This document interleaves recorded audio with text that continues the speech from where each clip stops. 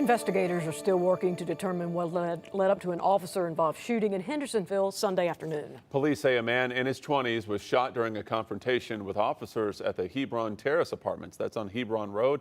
As questions are being raised about how that call was handled, we're also asking what police knew before they arrived. News 13's Elijah Skipper returned to the complex today to learn more about what happened before the shooting.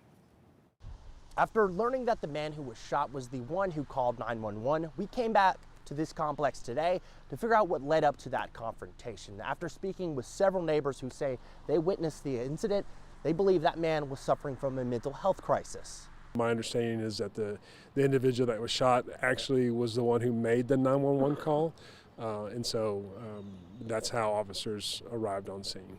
That detail stood out when we spoke with neighbors Monday. We know he has been staying here in one of the apartments with some family members. Some neighbors who say they witnessed the interaction say they believe the man may have been experiencing a mental health crisis.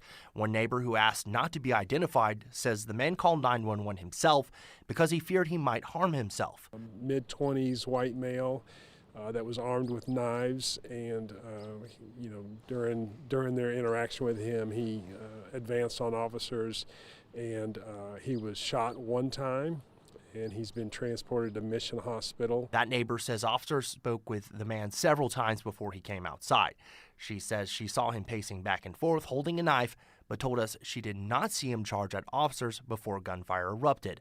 We were not able to independently verify that account. Some of the neighbors were witnesses, of course. The State Bureau of Investigation is now leading the case. After speaking with neighbors Monday, we followed up with Hendersonville police, asking whether any mental health response resources were involved. Sunday, the chief couldn't offer many details. We just know that at some point, there was a confrontation with officers, and of course he ended up being shot by one of the officers.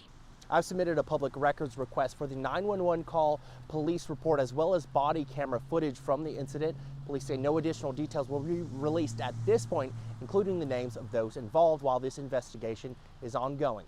In Hendersonville, Elijah Skipper, News 13.